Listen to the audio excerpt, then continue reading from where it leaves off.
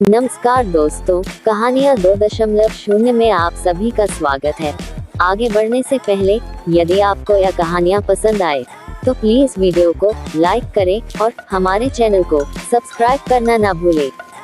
तो चलो बिना देर किए कहानियों की शुरुआत करते हैं। रमेश क्लास 8 का स्टूडेंट था। वह जब क्लास में होता तब बाहर खेलने के बारे में सोचता और जब खेलने का मौका मिलता तो वो कहीं घूमने के बारे में सोचता। इस तरह वह कभी भी प्रेजेंट मोमेंट को एंजॉय नहीं करता बल्कि कुछ न कुछ आगे का सोचा करता। उसके घर वाले और दोस्त भी उसकी इस आदत से परेशान थे। एक बार रमेश अकेले ही पास के जंगलों में घूमने निकल गया। थोड़ी देर चलने के बाद उसे थकान हो गई और वह वहीं नरम घासों पर लेट गया। जल्द ही उसे नींद आ गई और वह सो गया। सोने के कुछ देर बाद एक आवाज आई, रमेश रमेश। रमेश ने आंखें खोली तो सफेद वस्त्रों में एक परी खड़ी थी। वह बहुत सुंदर थी और उसने अपने एक हाथ में जादुई छड़ी ले रखी थी और दूसरे हाथ में एक मैजिकल बॉल थी जिसमें से एक सुनहरा धागा लटक रहा था। रमेश परी को देखकर खुशी से झूम उठा और कुछ देर परी से बातें करने के बाद बोला, आपके हाथ में जो छड़ी है उसे तो मैं जानता हूँ, पर आपने जो ये बॉल ली हुई है उससे ये सुनहरा धागा कैसा लटक रहा है। परी मुस्कुराए, रमेश, यह कोई मामूली धागा नहीं, दरअसल यह तुम्हारे जीवन की डोर है। अगर तुम इसे हल्का सा खींचोगे तो तुम्हारे जीवन के कुछ घंटे कुछ सेकंड्स में बीत जाएंगे। यदि इसे थोड़ा तेजी से खींचोगे तो पूरा दिन कुछ मिनटों में बीत जाएगा और अगर तुम उसे पूरी ताकत से खींचोगे तो कई साल भी कुछ दिनों में बीत जाएंगे। तो क्या आप ये मुझे दे सकती हैं? रमेश ने उत्सुकता से पूछा। हाँ हाँ, क्यों नहीं, ये लो, पकड़ो इसे, पर ध्यान रहे एक बार अगर समय में तुम आगे चले गए तो पीछे नहीं आ सकते। परी ने जीवन की डोर रमेश के हाथ में थमाते हुए कहा और फौरन अदृश्य हो गई। अगले दिन रमेश क्लास में बैठा खेलने के बारे में सोच रहा था, पर टीचर के रहते वो बाहर जाता भी तो कैसे। तभी उसे परी द्वारा दी गई सुनहरे धागों वाली बॉल का ख्याल आया। उसने धीरे से बॉल निकाली और डोर को जरा सा खींच दिया। कुछ ही सेकंड्स में वह मैदान में खेल रहा था। वाह, मजा आ गया, रमेश ने मन ही मन सोचा। फिर वह कुछ देर खेलता रहा, पर मौजूदा वक्त में ना जीने की अपनी आदत के अनुसार वह फिर से कुछ ही देर में उठ गया और सोचने लगा, ये बच्चों की तरह जीने में कोई मजा नहीं है, क्यों ना मैं अपने जीवन की डोर को खींचकर जवानी में चला जाऊं। और झटपट उसने डोर कुछ तेजी से खींच दी। रमेश अब एक शादीशुदा आदमी बन चुका था और अपने दो प्यारे प्यारे बच्चों के साथ रह रहा था। उसकी प्यारी माँ जो उसे जान से भी ज्यादा चाहती थी, अब बूढ़ी हो चुकी थी और पिता जो उसे अपने कंधों पर बैठाकर घुमा करते थे, वृद्ध और बीमार हो चले थे। इस परिवर्तन से रमेश अपने माता पिता के लिए थोड़ा दुखी जरूर था, पर अपना परिवार और बच्चे हो जाने के कारण उसे बहुत अच्छा महसूस हो रहा था। 1-2 महीने सब ठीक ठाक चला, पर रमेश ने कभी अपने वर्तमान को आनंद के साथ जीना सीखा ही नहीं था।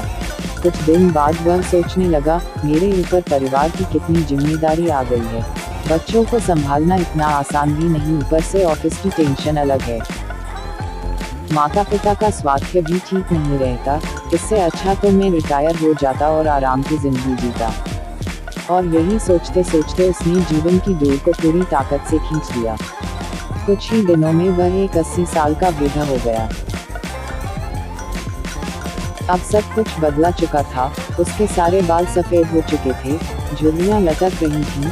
उसके माता पिता कब के उसे छोड़कर जा चुके थे, यहाँ तक कि उसकी प्यारी पत्नी भी किसी बीमारी के कारण मर चुकी थी। वह घर में बिल्कुल अकेला था, बस कभी कभी दूसरे शहरों में बसे उसके बच्चे उससे बात कर लेते।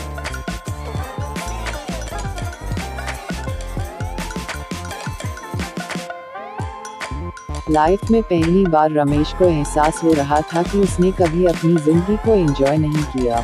उसने न स्कूल डेज में मस्ती की, न कभी कॉलेज का मुंह देखा। वह न कभी अपनी पत्नी के साथ कहीं घूमने गया और न ही अपने माता पिता के साथ अच्छे पल बिताए। यहाँ तक कि वो अपने प्यारे बच्चों का बचपन भी ठीक से नहीं देख पाया। आज रमेश बेहद दुखी था। अपना बीता हुआ कल देखकर वह समझ पा रहा था कि अपनी बेचैनी और व्याकुलता में उसने जीवन की कितनी सारी छोटी छोटी खुशियां यूं गंवा दी। आज उसे वो दिन याद आ रहा था जब परी ने उसे वो मैजिकल बॉल दी थी। एक बार फिर वह उठा और उसी जंगल में जाने लगा और बचपन में वह जिस जगह परी से मिला था वहीं मायूस बैठ अपने आंसू बहाने लगा। तभी किसी की आवाज आई, रमेश रमेश। रमेश ने पलट कर देखा तो एक बार फिर वही परी उसके सामने खड़ी थी।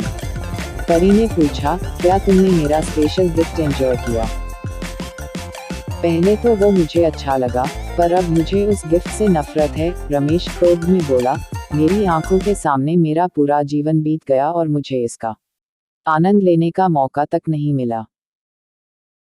हाँ, अगर मैं अपनी जिंदगी नॉर्मल तरीके से जीता तो उसमें सुख के साथ डक भी होते, पर मैजिकल बॉल के कारण मैं उनमें से किसी का भी अनुभव नहीं कर पाया। मैं आज अंदर से बिल्कुल खाली महसूस कर रहा हूँ। मैंने ईश्वर का दिया ये अनमोल जीवन बर्बाद कर दिया, रमेश निराश होते हुए बोला। ओहो, तुम तो मेरे तोहफे के शुक्रगुजार होने की बजाय उसकी बुराई कर रहे हो। खैर, मैं तुम्हें एक और गिफ्ट दे सकती हूँ, बताओ क्या चाहिए तुम्हें? परी ने पूछा। रमेश को यकीन नहीं हुआ कि उसे एक और वरदान मिल सकता है। वह खुशी से भावुक होते हुए बोला, मम मैं फिर से वही पहले वाला स्कूल बॉय बनना चाहता हूँ।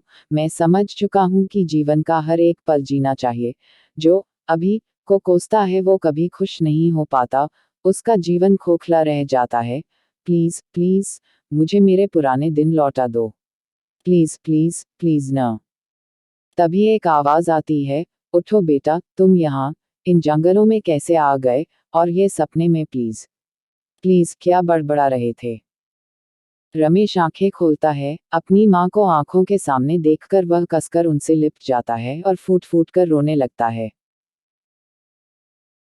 वह मन ही मन परी का शुक्रिया अदा करता है और कसम खाता है कि अब वो जीवन के अनमोल पलों को पूरी तरह जिएगा और डे ड्रीमिंग और कल के बारे में सोचकर अपने आज को बर्बाद नहीं करेगा। दोस्तों, क्या आप खुद को रमेश से रिलेट कर पा रहे हैं? कई बार ऐसा होता है कि हम आज की खूबसूरती को सिर्फ इसलिए नहीं देख पाते क्योंकि हम एक सुंदर कल के बारे में सोचने में खोए रहते हैं, या कई बार हम जो नहीं घटा उसके घटने की चिंता में अपने आज को चिता पर जला देते हैं, बर्बाद कर देते हैं। हमें ऐसा नहीं करना चाहिए। खुशियों के छोटे छोटे पलों को पूरी तरह जीना चाहिए। जीवन की डोर एक बार खींच जाती है तो फिर लौट कर नहीं आती। किसी ने सच ही कहा है, बीता हुआ कल कभी नहीं आएगा और आने वाला कल शायद कभी ना आए। इसलिए आज ही अपनी जिंदगी जी लो, आज ही खुशियां मना लो।